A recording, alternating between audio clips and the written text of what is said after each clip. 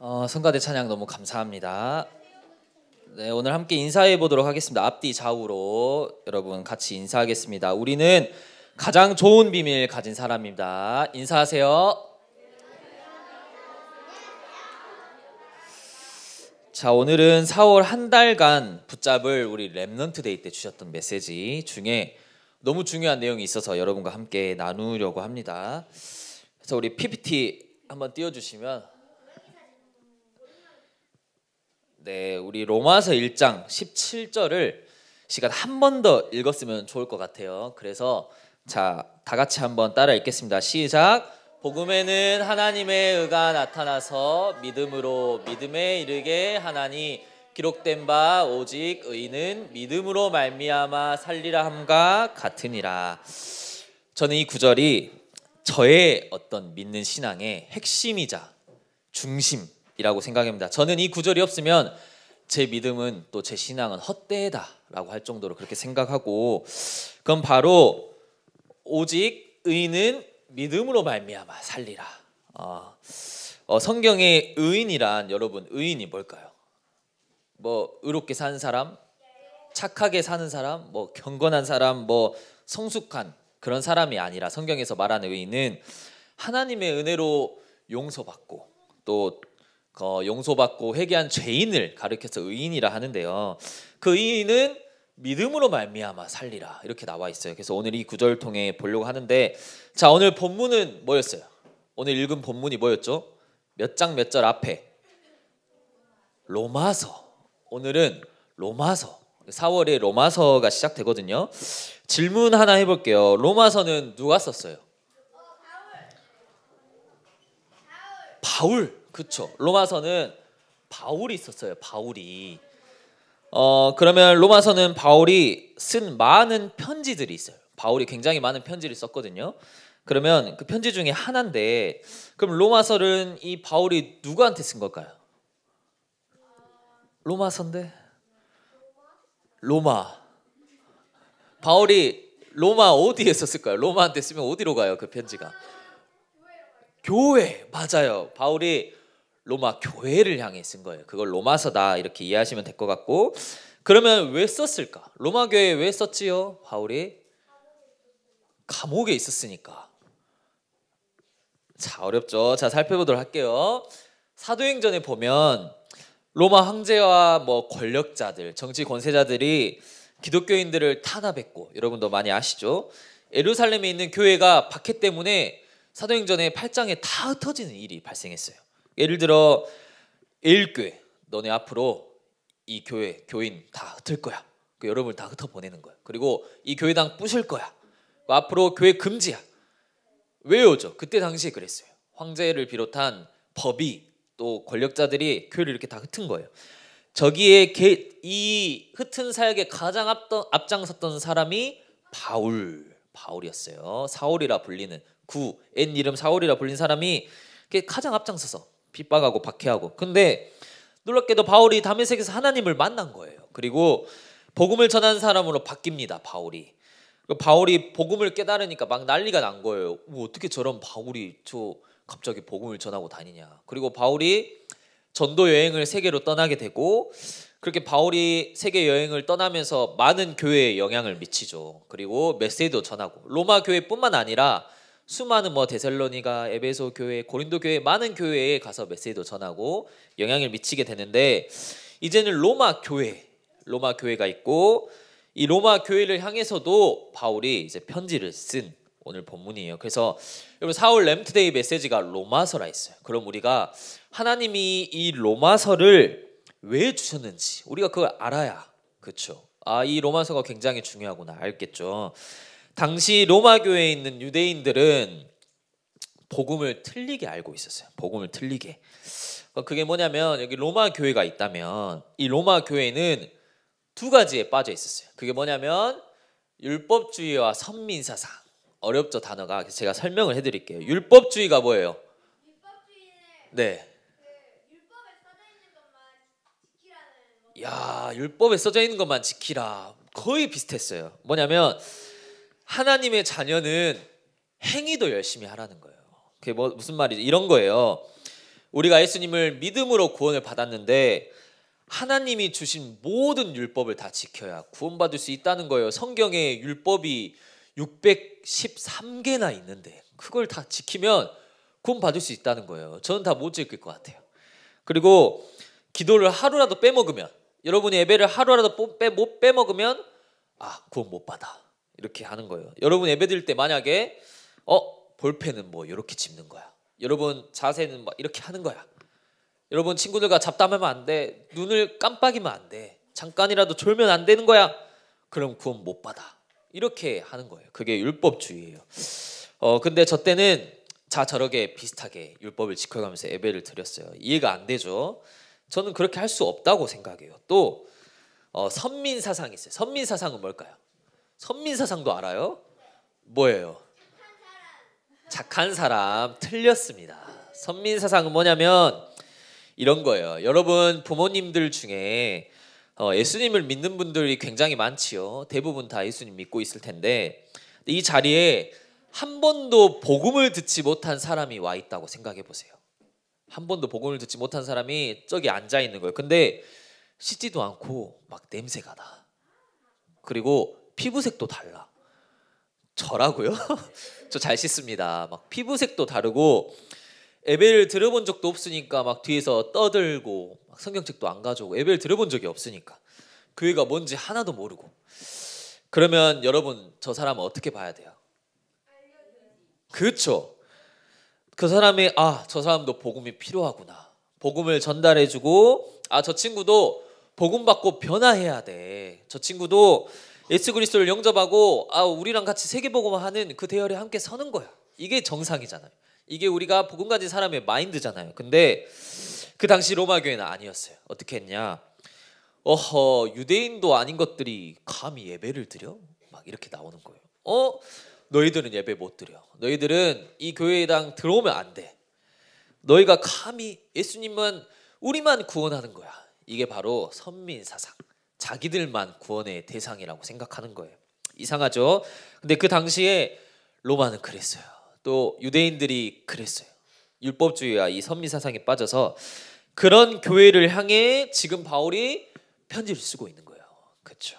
그냥 어떤 교회에 의미 없이 편지를 쓴 게 아니라 이런 교회 상황을 보고 로마 교회에 편지를 쓰고, 그때 바울이 한 말, 오직 의인은 믿음으로 말미암아 살리라. 근데 바울이 이 말을 어떻게 했을까? 이 말을 왜 했을까? 바울이 무슨 근거로? 그렇죠? 무슨 근거로 이 말을 바울이 떠올라서 했을까요? 막 갑자기 막 성령이 임해가지고 오직 의인은 믿음으로 말미암아 살리라 이랬을까요? 아니요. 바울은 이 문장을 구약 성경에서 따왔어요. 바울은 신약 시대의 사람이에요. 그래서 그때는 신약 성경이 없었을 거예요. 아마 구약 성경만 가지고 이렇게 다녔겠죠. 이 구약 성경에서 바울이 인용을 한 거예요. 그래서 즉 바울의 모든 신앙의 배경에는 성경이 있었다. 바울이 전도여행 또 전도하고 선교를 다니면서 자기 것 가지고 말한 거 아니에요. 막 자기 간증 말한 게 아니라 성경을 가지고 성경 내용을 풀어서 설명을 한 건데, 이 구절은 하박국서 2장 4절에 나와 있어요. 여러분 하박국서의 저자는 누구예요? 하박국서를 지은 사람. 호날두가 뭔 말이고. 하박국서를 지은 사람. 하박국서를 지은 사람. 하박국서라고요? 하박국서를 지은 사람은 하박국 선지자. 너무 쉽지 않습니까? 하박국서, 이 하박국서, 하박국이라는 선지자가 지었는데 하박국 1장 2절에 하박국 선지자가 하나님께 묻는 거예요. 이 사람입니다. 이 하박국이 당시에는 유다 나라에 죄악이 굉장히 심했어요. 여기 보면은 막 우상 숭배하고 막 괴롭히고 자기 멋대로 행동하고 굉장히 심했어요. 지금 세상보다 더 심했어요. 뭐 지금 세상과도 견줄 수 없는.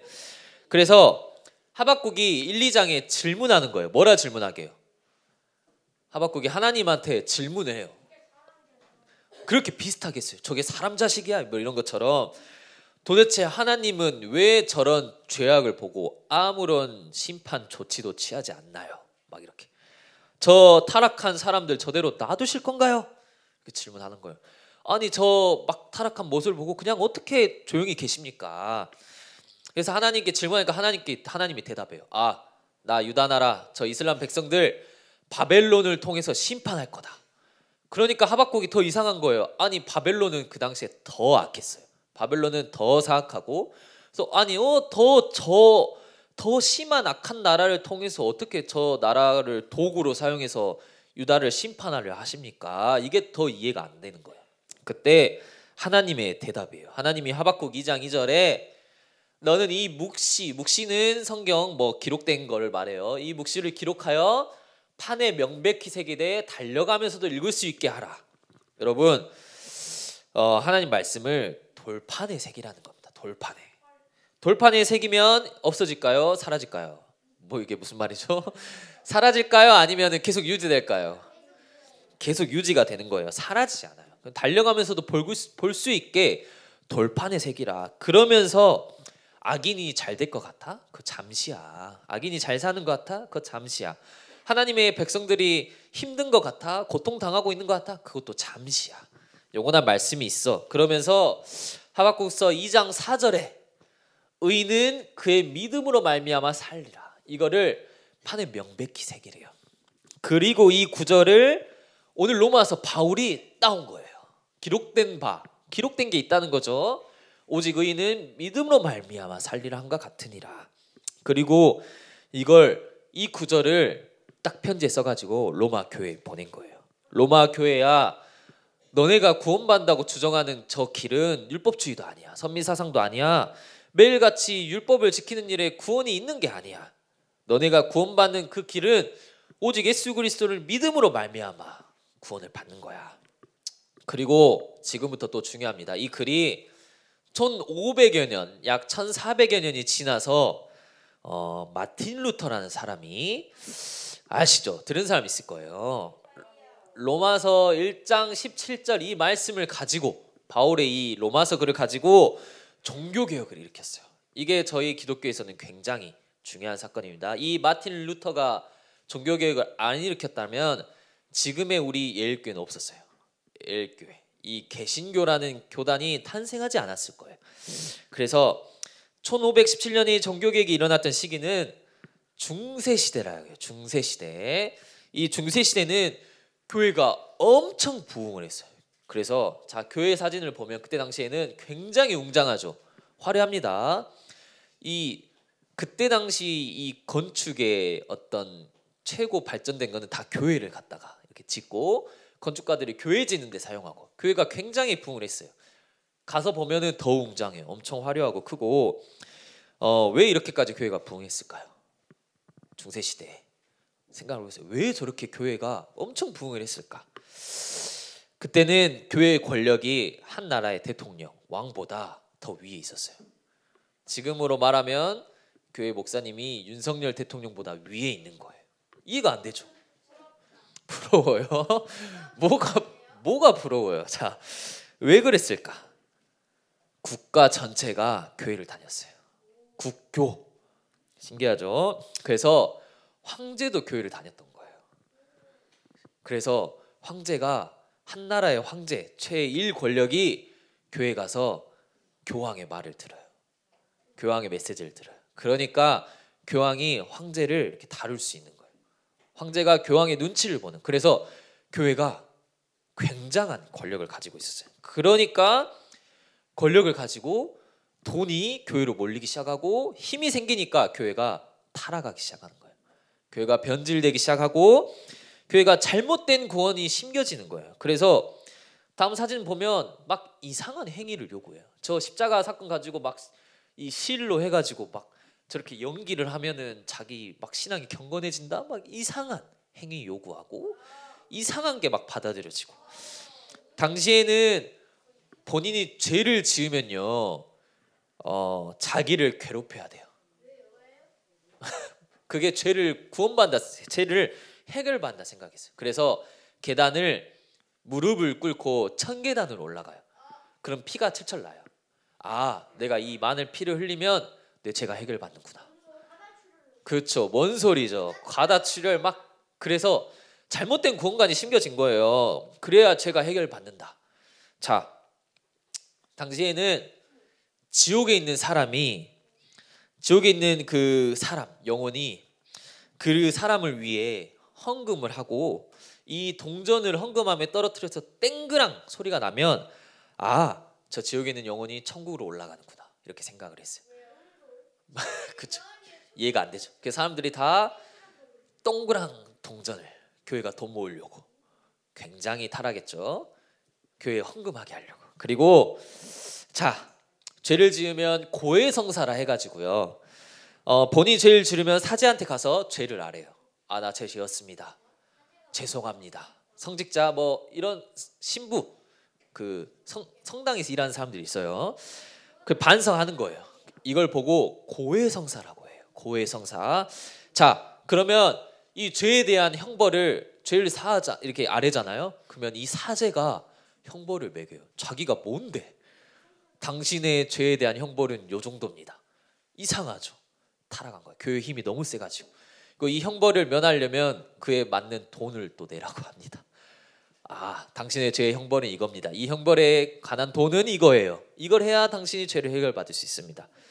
자, 이해가 안 되죠? 또 면죄부라고 해서요. 면죄부, 죄를 지으면 죄의 형벌을 면해주는 면죄부를 돈 받고 파는 거예요. 이해가 안 되죠? 자, 저희 예일교회가 여러분 죄를 해결할 때마다 한 200만 원씩 내면 면죄부를 드리면 본 당신들의 죄가 사해 줍니다. 이렇게 한 적 있어요, 없어요? 없죠. 당시에는 이 면죄부가 굉장히 있겠어요. 아, 내 죄 해결 받으려고 내가 얼마를 내고 이 면죄부를 사면 아, 내 죄가 해결 받는구나. 그래서 막 종이로 막 도장 찍어가지고 증서를 주는 거예요. 당시에는 중세 시대가 이랬어요. 그때는 왜 그랬을까? 왜 이렇게까지 했을까? 왜 교회가 이렇게 변했을까? 이유를 아는 사람? 이 이유를 아는 사람, 교회가 왜 이렇게 변했을까? 네? 사람들이 어떻게 했지 않아요? 또 뭐예요? 네, 교황이 돈 미셉니까가 뭔 말이죠? 뭔 말인지 모르겠습니다. 자, 제가 이제 설명을 해드릴게요. 당시에는 성경이 라틴어로만 있었어요. 라틴어. 지금도 라틴어가 있습니다. 당시엔 성경이 라틴어로만 번역이 돼 있었고, 잘 들어보세요. 평범한 국민들은 라틴어를 할 줄 몰랐었어요. 유럽 사람들은. 맞아요. 그래서 일반 사람들은 성경을 읽지를 못했습니다. 라틴어를 몰라서. 자, 생각해 보세요. 우리는 한국말 하잖아요.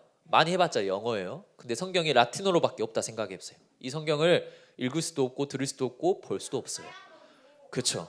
그래서 성직자들, 교회에서 일하는 사람들은 라틴어를 공부했어요. 그래서 그들만 성경을 알고 있었고, 자, 교회가 성경을 독점하려고 다른 나라로 번역되는 것을 금지했습니다. 한국어로 번역되는 것을 금지했어요. 중세 시대에. 그래서 어떻게 되냐면 성직자가 앞에서 설교를 합니다. 아, 창세기 50장은 뭐 이런 거야. 그러면 거기에 앉은 교회 다닌 사람들은 저 성직자가 하는 말만 듣고 성경을 알 수 있는 거예요. 아, 그러면 성직자가 틀리게 말해. 창세기 50장을 창세기 22장으로 막 말해. 글자도 다르게 말해 하면 믿는 거예요. 모르니까 라틴어를.